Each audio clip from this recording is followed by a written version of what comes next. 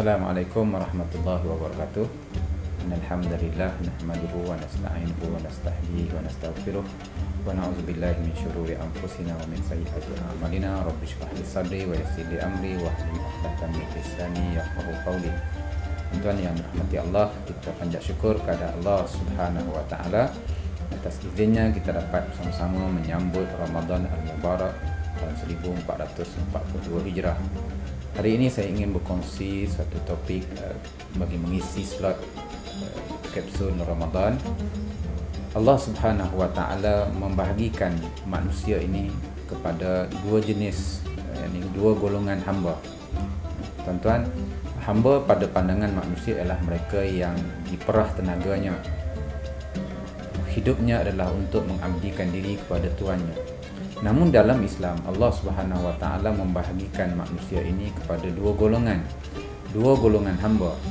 Yang pertama, golongan yang disebut sebagai ibadur rahman, hamba yang dekat dan diredai oleh Allah Subhanahu wa taala.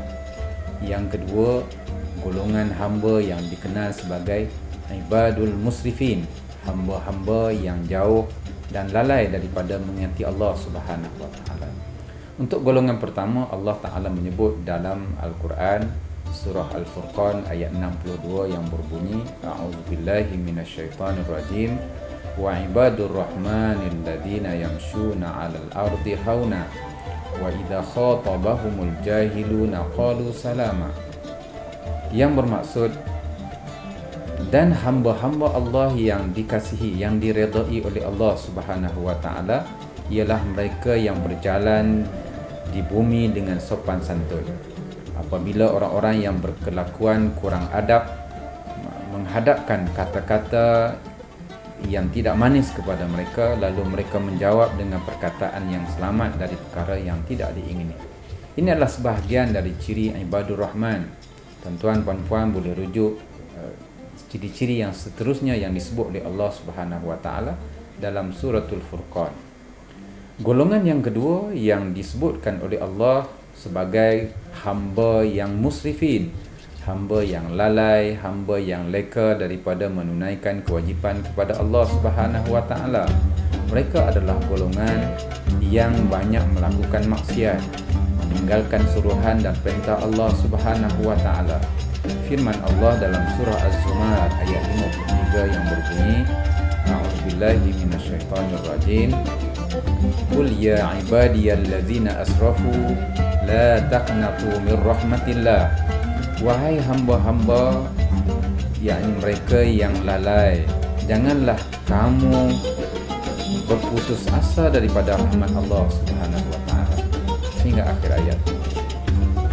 Di bulan Ramadan yang penuh keberkatan ini, kita dapati suatu ayat yang Allah sebutkan merangkumi kedua-dua golongan ini.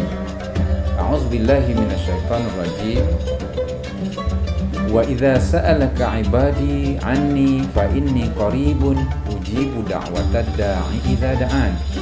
Dan apabila hamba-hambaku bertanya tentangku, maka beritahulah, kabarkanlah bahawa sesungguhnya aku dekat dan aku memenuhi seruan dan permintaan mereka yang berdoa kepadaku.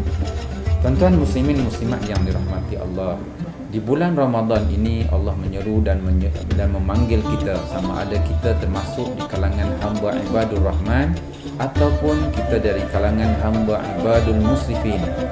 Maka panggilan itu adalah untuk kedua-dua golongan ini, dan Allah menjanjikan doa mereka yang memohon tadi akan diperkenankan oleh Allah Subhanahu wa taala. Tak kira sama ada kita ini hamba yang lalai atau kita termasuk di kalangan hamba yang soleh yang memang sentiasa taat kepada Allah Subhanahu wa taala.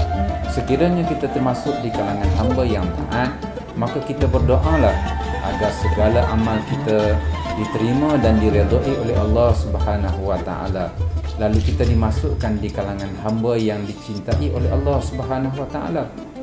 Sekiranya kita termasuk di kalangan hamba yang musrifin, maka inilah juga peluang untuk kita berdoa kepada Allah agar Allah mengampunkan dosa-dosa kita dan memberi kita rahmat dan keampunan. maka itulah dia rahmat dan keberkatan yang diberikan oleh Allah Ta'ala di bulan yang penuh dengan keberkatan. Inilah dia bulan Ramadan Al-Mubarak. Sekian, wabillahi taufik. Wassalamualaikum warahmatullahi wabarakatuh.